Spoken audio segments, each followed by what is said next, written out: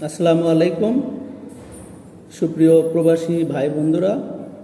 আশা করি আপনারা ভালো আছেন। আমি Mohammad Selim Reza, Zahid real info YouTube চ্যানেলের পক্ষ থেকে আপনাদেরকে স্বাগতম জানাচ্ছি। সুপ্রিয় ভাই বোনেরা, আজকে আমি আপনাদের সাথে কয়েকটি বিষয় আলোচনা করব। তো প্রথম যে বিষয়টি আলোচনা করতে যাচ্ছি আপনাদের সাথে, সেটি হলো যে আমরা এই চ্যানেলের মাধ্যমে আপনাদেরকে যে বিভিন্ন বিষয়ে তথ্য দেওয়ার চেষ্টা করতেছি এবং আমাদের প্রবাসী ভাই বোনদের যে কিছু দাবি সেটি নিয়ে যে আমরা কথা বলতেছি এবং সেক্ষেত্রে বাংলাদেশ সরকার যে কিছু ব্যবস্থা গ্রহণ করতেছেন এবং পজিটিভ ফলাফল আসতেছে, সেগুলো কিন্তু আমরা অলরেডি বিভিন্ন মিডিয়া এবং নিউজে দেখছি। এগুলো অবশ্যই ডেফিনেটলি আমাদের জন্য গুড নিউজ এবং সেগুলো জানানোর জন্যই আমি বাংলাদেশ থেকে আপনাদের সাথে এই চ্যানেলের মাধ্যমে জয়েন করলাম। আমরা চেষ্টা করব আপনাদেরকে তথ্যগুলো সঠিকভাবে জানানো। 2-3 দিন আগে বাংলাদেশের একটি টিভি চ্যানেলে যে নিউজটি কভার করা হয়, সেখানে দেখা যাচ্ছে যে হজরত শাহজালাল ইন্টারন্যাশনাল এয়ারপোর্টে খুবই সুন্দর অভিজ্ঞতা আমাদের শ্রদ্ধেয় সম্মানিত প্রবাস ফেরত ভাই বোনদের যে অভিজ্ঞতা, স্পেশালি লাগেজ ম্যানেজমেন্ট এবং ওনারা সম্মানিত ভাই বোনের আপনাদের সাথে আরেকটি বিষয় শেয়ার করতে হয়, সেটি হলো স্মরণকালের অন্যতম একটি বিপজ্জনক বন্যা, ধ্বংসাত্মক একটা বন্যা বাংলাদেশে হয়ে গেল। এবং এই বন্যাটি কিভাবে হয়েছে এটা আপনারা অবগত আছেন। ভারতের ত্রিপুরা রাজ্যের যে বাঁধটি গেটগুলো খুলে দেওয়া হলো ভারত সরকারের পক্ষ থেকে বা ওই রাজ্য সরকারের পক্ষ থেকে, যদি বাংলাদেশের মানুষদেরকে, আমাদের ঊর্ধ্বতন কর্মকর্তাদের একবারের জন্য জানানো হতো যে আপনারা আপনাদের জনগণকে সরিয়ে নিন, মানে ওদের যে কথা যে আমরা এই পানিগুলো ছাড়ি নাই, এটা আসলে অতিবৃষ্টির কারণে বা পানি অটোমেটিক চলে আসে, আসলে এটা সম্পূর্ণ মিথ্যা কথা, বানোয়াট কথা। আসল কথা হলো ভারতের পররাষ্ট্র নীতিটাই হলো প্রতিবেশীদের সাথে কিভাবে ঝগড়া বাঁধানো যায়, যুদ্ধ বাঁধানো যায়, তাদেরকে অশান্তিতে রাখা যায়। আপনারা খেয়াল করবেন, আপনারা বিদেশে থাকেন, পৃথিবীর বিভিন্ন দেশের পররাষ্ট্রনীতি এবং উল্লেখযোগ্য হলো আমাদের প্রিয় মাতৃভূমি বাংলাদেশের পররাষ্ট্রনীতি হলো friendship with all, enmity with none, মানে সবার সাথে বন্ধুত্ব, কারোর সাথে শত্রুতা না। এবং স্বাধীনতার পর থেকে শুরু করে আমাদের প্রত্যেকটা সরকার, প্রতিটা সরকারই কিন্তু আমাদের এই নীতি মেনে চলেন যে কোনো দেশের সাথে শত্রুতা নয়, সকলের সাথে বন্ধুত্ব। কিন্তু ভারতের ক্ষেত্রে আমাদের এই বিষয়টা কিন্তু উল্টা হয়ে গিয়েছে। ভারত যেভাবে অন্যায়ভাবে এই যে পানিগুলো বাংলাদেশে দেওয়ার মাধ্যমে যে বন্যা সৃষ্টি করে আমাদের মানুষের যে কষ্টের সৃষ্টি করলে, এটা আমাদেরকে মনে রাখতে হবে এবং এটা আমাদের অবশ্যই ভুলে গেলে চলবে না। এবং আমরা আশা করব অন্তর্বর্তী সরকারের মাননীয় প্রধান উপদেষ্টা এবং আমাদের মাননীয় উপদেষ্টারা এ বিষয়ে সিরিয়াসলি ভাববেন এবং এই কাজটির ক্ষেত্রে কি ব্যবস্থা নিলে আমরা পজিটিভ ফলাফল পাব, তারা অবশ্যই সেটা নেবেন।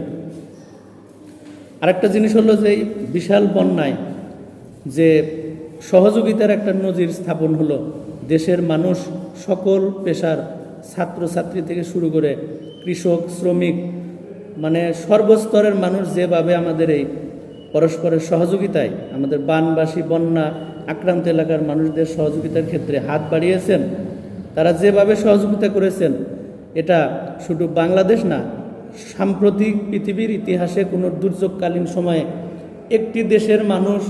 তাদের জীবনের সর্বোচ্চ দিয়ে যেভাবে তাদের নিজেদের মানুষদের রক্ষার ক্ষেত্রে কাজ করেছেন, সেটা একটা দৃষ্টান্তমূলক। এবং এখান থেকে প্রিয় প্রবাসী ভাই বন্ধুরা এবং আমাদের দেশে যারা আমাদেরকে দেখছেন, যত বড় বিপদ হোক, দুর্যোগ হোক, সংকট হোক, সেক্ষেত্রে সবাই মিলে কাজ করলে কিভাবে যে কাজটি সফলতা দ্বার প্রান্তে পৌঁছায়, এই বন্যার ক্ষেত্রে যে দুর্যোগকালীন সময়ে আমাদের মানুষজন, আমাদের জনগণ, আমাদের প্রিয় দেশবাসী তা করে দেখিয়েছেন। এখানে আরেকটা জিনিস আপনাদেরকে জানাতে চাই, যদি এখানে আগের সরকারটা থাকতো, রাজনৈতিক সরকার, যে সরকার বিদায় হলো তার জুলুম নির্যাতনের কারণে, দেখা যেত 100 কোটি টাকার বাজেট দেওয়ার আগে তাদের বিভিন্ন নেতা কর্মী, অমুক নেতা তমক নেতা, এ কথা সে কথা, এগুলো বলতে বলতে 5 দিন 7 দিন যাইতো। সামসামি, দালালি এবং তোষামত, ছবি পোস্টারিং করা, তেলবাজি করা, এগুলো করে তারা কিন্তু ওই 100 কোটির মধ্যে 50 কোটি মেরে দিত।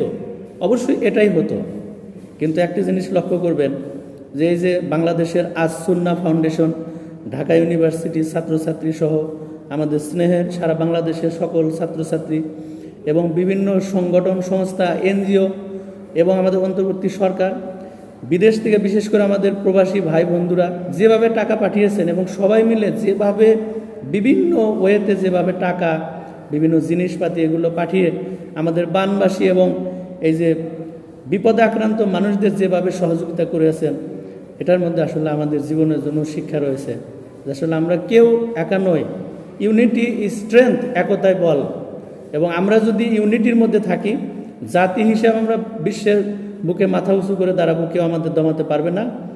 আর সেক্ষেত্রে আমাদের এই উদাহরণটি এবং এই যে আমাদের গণ বিপ্লব হয়ে গেল, ছাত্র ছাত্রীদের প্রধানত নেতৃত্বের মাধ্যমে আমাদের দেশের সর্বস্তরের মানুষ যেভাবে অংশগ্রহণ করেছেন, আমরা কিন্তু স্বৈরাচারী শাসককে পতন ঘটাতে সক্ষম হয়েছি মহান রব্বুল আলামিনের রহমতে এবং আমাদের সকলের প্রচেষ্টা। বিশেষ করে আমাদের ছাত্রছাত্রী ভাই বোনেরা যেভাবে ত্যাগ স্বীকার করেছেন এবং তারা এখন আমাদের দেশের প্রতিটা বিষয়ে যেভাবে ট্রাই করতেছেন দেশকে ডিফেন্ড করার জন্য, এটা প্রশংসার দাবিদার। এবং আমরা লক্ষ্য করছি বাংলাদেশের প্রতিটি বিষয়ে যারা আমাদের বিদেশে আছেন ভাই বন্ধুরা, তারা কিন্তু কোনো বিষয়ে তারা কিন্তু তাদের নজর কিন্তু এড়ায় না। প্রিয় প্রবাসী ভাই বন্ধুরা, আরেকটি বিষয় আপনাদের কাছে আমি তুলে ধরার চেষ্টা করব যে আমাদের আগের ভিডিওগুলোতে অনেক ভাই বোন বলেছেন যারা অবৈধ প্রবাসী আছেন, বিদেশে আছেন, যাদের ভিসার মেয়াদ নিয়ে অনেক সমস্যা হয়, কিছু জটিলতার মধ্যে তারা পড়েছেন, মানবেতর জীবনযাপন করেছেন। সেক্ষেত্রে আসলে অবৈধ প্রবাসীদেরকে বৈধ করার কোনো পদ্ধতি বাংলাদেশ সরকার নেবে কিনা। আপনারা ইতিমধ্যে খেয়াল করেছেন ডক্টর আসিফ নজরুল স্যার ছুটির দিনেও কিন্তু তার এই মন্ত্রণালয় বৈদেশিক এবং কর্মসংস্থান মন্ত্রণালয়ে তিনি অফিস করেছেন এবং আমরা ওই মিটিং সম্পর্কে যা জানতে পেরেছি, তিনি অত্যন্ত জোরালোভাবে কর্মকর্তা কর্মচারীদের তাগিদ দিয়েছেন অতি দ্রুত আমাদের প্রবাসে থাকা আমাদের এই দেশের নাগরিক ভাই বোনদের কল্যাণের জন্য যে যে সিদ্ধান্ত নেওয়া দরকার তারা সেই সিদ্ধান্ত নেওয়ার জন্য জোরালো পদক্ষেপ দিয়েছেন। এবং আপনারা লক্ষ্য করেছেন এর কিন্তু কিছু পজিটিভ বিষয় কিন্তু আমাদের এক্ষেত্রে আমরা দেখতে পাচ্ছি। যারা অবৈধভাবে প্রবাসে গেছেন এবং বৈধভাবে কি অনেক সময় ভিসার মেয়াদ শেষ হয়ে কাজের জটিলতা বা কোম্পানির জটিলতা অথবা আমাদের এই পররাষ্ট্র নীতি অথবা আপনার বাংলাদেশের এম্বাসি, হাই কমিশন, এদের কর্মকর্তাদের গাফিলতার আপনারা নিজেদেরও কিছু যোগাযোগের ঘাটতি থাকার কারণে আপনারা বিভিন্ন সমস্যার মধ্যে আছেন এবং অনেক কষ্টে আপনারা মানে আইনি জটিলতার মধ্যে আছেন। আমরা আমাদের বৈদেশিক কর্মসংস্থান মন্ত্রণালয়ের দায়িত্বপ্রাপ্ত উপদেষ্টা ডক্টর আসিফ নজরুল স্যারকে দৃষ্টি আকর্ষণ করব, আপনি অতি দ্রুত দয়া করে আমাদের এই যারা বেকায়দায় আছেন, আইনি জটিলতার মধ্যে আছেন, আমাদের প্রিয় প্রবাসী ভাই বোনেরা, তাদের বিষয়ে আপনি দেখবেন। এবং মূল কথা যে আমার দেশের জনগণ আরেকটি দেশে বেকায়দায় আছে, এই দেশ এটা দেখা একটি নৈতিক দায়িত্ব বাংলাদেশ সরকারের, শুধু প্রবাসী কল্যাণ মন্ত্রণালয়ের না। আমাদের এই প্রতিটা মিটিংয়ে প্রবাসী ভাই বন্ধুদের নিয়ে কথা বলা উচিত, কারণ হলো তারা আমাদের দেশের এই যে অর্থনীতির চাকাকে সচল রাখছেন এবং সব সময় তারা কত কষ্ট করে আমাদের জন্য অর্থের যোগান দিয়ে যাচ্ছেন। এই জন্য আমরা জোরালোভাবে দাবি জানাবো বাংলাদেশ সরকারের মাননীয় প্রধান উপদেষ্টা সহ সকল উপদেষ্টার কাছে এবং আমাদের দেশের যারা গণ অভ্যুত্থান এবং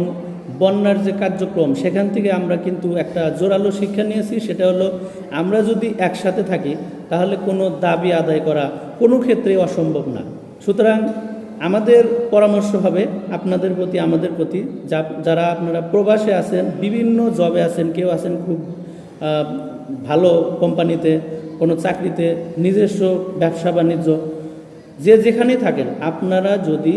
পৃথিবীর বিভিন্ন রাষ্ট্র থেকে নিজেদের মধ্যে কমিউনিকেশন করতে পারেন, যোগাযোগ করতে পারেন, এবং এটা সম্ভব, অবশ্যই সম্ভব, যোগাযোগের মাধ্যমে নিজেদের মধ্যে একটা প্ল্যাটফর্ম সৃষ্টি করেন এবং বিভিন্ন বিষয়ে নিজেরা পরামর্শ করেন, সবার পরামর্শকে গ্রহণ করেন এবং কিছু ভাই বোনকে সামনে রাখেন যারা আপনাদেরকে লিড দিবে, এবং আপনারা নিজেদের মধ্যে একটা পলিসি ক্রিয়েট করেন যার ফলে এই বিষয়টা ম্যান্ডেট আকারে বাংলাদেশ সরকারের সামনে চলে আসে এবং সবাই আপনাদেরকে সাপোর্ট করবে। সাপোর্ট করলে ইনশাল্লাহ আশা করি অবশ্যই আপনাদের দাবিগুলো একটা সময় অতি দ্রুত পূরণ হবে। আর সেক্ষেত্রে আমরা বাংলাদেশ সরকার, বাংলাদেশের অন্তর্বর্তী সরকারের দায়িত্বপ্রাপ্ত সকল উপদেষ্টা, বিশেষ করে মাননীয় প্রধান উপদেষ্টা এবং বৈদেশিক কর্মসংস্থান মন্ত্রণালয়ের ডক্টর আসিফ নজরুল স্যার সহ সকল কর্মকর্তা কর্মচারী এবং আমাদের দেশের জনগণ, বিশেষ করে যারা প্রবাসীদের নিয়ে বিশেষভাবে ভাবেন এবং আপনারা যারা বিদেশে আছেন, সবাইকে আমরা বিনীত অনুরোধ করব, আপনারা সকল বিষয়, রাজনীতি, পররাষ্ট্রনীতি, দেশের অভিবাসী, প্রবাসী এবং এই যে যারা শরণার্থী হয়ে আছে বিভিন্ন দেশে, এক কথা যে আপনার সব বিষয়ে অবগত থাকেন, রাজনীতি সচেতন থাকেন, আমাদের প্রতিবেশী দেশগুলো কি আচরণ করে, আমাদের নিজেদের মধ্যে কি কি প্রবলেম, আর কারা কিভাবে দেশের স্বার্থ ফায়দা হাসিল করার চেষ্টা করতেন, আমরা সব বিষয়ে অবগত থাকব এবং আমরা দেশের স্বার্থ এবং নিজেদের এবং বিশেষ করে আমরা যারা বিদেশে আছি তাদের বিষয়গুলো যাতে দাবি আদায় হয়, আমরা একসাথে কাজ করব এবং আপনারা নিজেদের মধ্যে জোরালো প্ল্যাটফর্ম গড়ে তোলেন যেখান থেকে দাবিগুলো সম্পর্কে নেগোসিয়েশন করা যায়, কথা বলা যায়, কন্ট্যাক্ট করা যায় উদ্যম হলে, প্রয়োজনে ইন্টারন্যাশনালি, এবং যে দেশে থাকেন তাদের সাথেও কন্ট্যাক্ট করা, বিভিন্ন ডিপ্লোম্যাসি স্ট্র্যাটেজি কৌশল ফলো করতে করতে ইনশাল্লাহ আমরা কিন্তু সেই গণবিপ্লবের মতো সুন্দর একটা ম্যান্ডেট আপনারা পেতে পারেন এবং আমরা সেটা খুব ভালোভাবেই পাবেন। অলরেডি যেগুলো শুরু হয়েছে সেই প্রত্যাশা, শুভকামনা জানিয়ে বাংলাদেশ থেকে আমি সেলিম রেজা আপনাদের সেই প্রতি আবারও শুভেচ্ছা শুভকামনা জানিয়ে এখানে বিদায় নিতে চাচ্ছি এবং আমরা বরাবরের মতো সবসময় আশা করি আপনারা ইনশাল্লাহ আমাদের এই চ্যানেলের সাথেই থাকবেন। আসসালামু আলাইকুম ওয়া রাহমাতুল্লাহ।